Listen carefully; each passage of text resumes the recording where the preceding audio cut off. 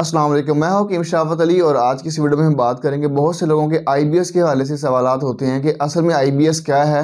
बिल्कुल सादा और आसान लफ्ज़ों में आईबीएस का मतलब ये होता है कि आपकी तमाम की तमाम रिपोर्ट्स नॉर्मल होती हैं। ख़ास तौर पर आप एंडोस्कोपी या कोलोनोस्कोपी करवाते हैं और इस सूरत में कोई भी आपके गट या खुराक की नाली के अंदर आपको ना कोई इन्फ्लेमेशन मिलती है, ना कोई घाव या ज़ख्म की सूरत मिलती है, ना कोई अल्सर की सूरत मिलती है। जबकि तमाम की तमाम जो अलामात हैं वो निज़ाम हज़म की ख़राबी के मुतल्लिक़ा ही होती हैं, जिसमें आपको कई दफ़ा दिन में वाशरूम जाना पड़ सकता है या एक लंबे अरसे तक कब्ज़ और डायरिया रहेगा। यानी दोनों सूरतें रह सकती हैं। ये एक ही वक्त में डायरियल कंडीशन रहेगी या आपको कॉन्स्टिपेशन ही होगी। इसी लिहाज से इसकी 3 हालतें बयान की जाती हैं मेडिकल के मुताबिक। इसमें आईबीएस सी है, कब्ज़ रहेगी, और आईबीएस डी में मुसलसल आपको डायरिया रहता है, और ये आईबीएस एम या ए है जिसमें आपको यके बाद देगरे दोनों ही अलामात एक लंबे अरसे तक चलती रहती हैं।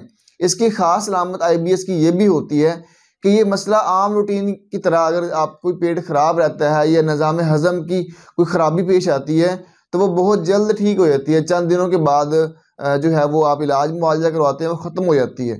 जबकि आईबीएस में ऐसा नहीं होता। IBS long term medical condition है जो कि आपको एक लंबे अरसे तक चलती आ रही होती है और इसके मुख्तलिफ असबाब हो सकते हैं और क्लियर कट मेडिकल के मुताबिक इसका कोई वाज़ेह कोई वजह या उसकी रीज़न को फाइंड आउट नहीं किया जा सका कि आया ये किस वजह से होती है।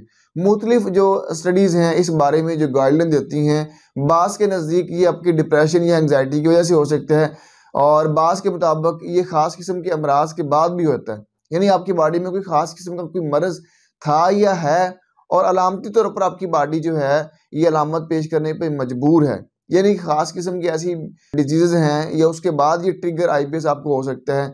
जबकि बाज़ लोगों को ख़ास किस्म के अमराज में जिस तरह एंटीबायोटिक्स के बाद आपको आईबीएस ट्रिगर हो सकता है, टाइफाइड के बाद आईबीएस जो है वो ट्रिगर हो सकता है, या आपने ख़ास किस्म की मेडिकेशन जिस तरह आपको दाढ़ का मसला था या कोई कान का इशू था और आपने वहाँ पे एक लंबे अरसे तक एंटीबायोटिक्स अद्वियात का इस्तेमाल किया के बाद आपको आईबीएस जो है वो ट्रिगर हो सकता है। ख़ास किस्म की जो मेंटल या जो फिज़िकल वर्क है हैवी आपने किया हो या अपनी नींद ना पूरी कर रहे हो की वजह से आपको आईबीएस ट्रिगर हो सकता है, या आपकी ग़िज़ा इनटेक करने का कोई जहाँ पे आप रह रहे हैं वो आपको खुराक अच्छी तरह नहीं मिल रही और मजबूरन आपको वो खुराक लेना पड़ रही है। यानी जोग्राफी लिहाज से भी कुछ ना कुछ इसके असरात होते हैं की वजह से आपको आईबीएस जो है वो ट्रिगर हो सकता है। लेकिन ये क्लियर कट नहीं है कि आया किस वजह से आपको ये मसला जो है वो ट्रिगर हो रहा है। कहा यह जाता है मेडिकल के मुताबिक कि आपका ब्रेन और आपकी आंतों के दरमियान जो एक रब्त है वो उसमें मामला जो है वो गड़बड़ा जाता है। ये सादा अल्फाज में आपकी जो आंतें हैं वो फंक्शन इसी तरह से परफॉर्म नहीं कर पा रही होती। यानी हर लिहाज से उसमें ना घाव, ज़ख्म, इन्फ्लेमेशन या अल्सर कंडीशन तो नहीं है, लेकिन जो वर्किंग जो है या उसकी जो फंक्शनली जो है वो सही तरह से परफॉर्म नहीं कर पा रही होती।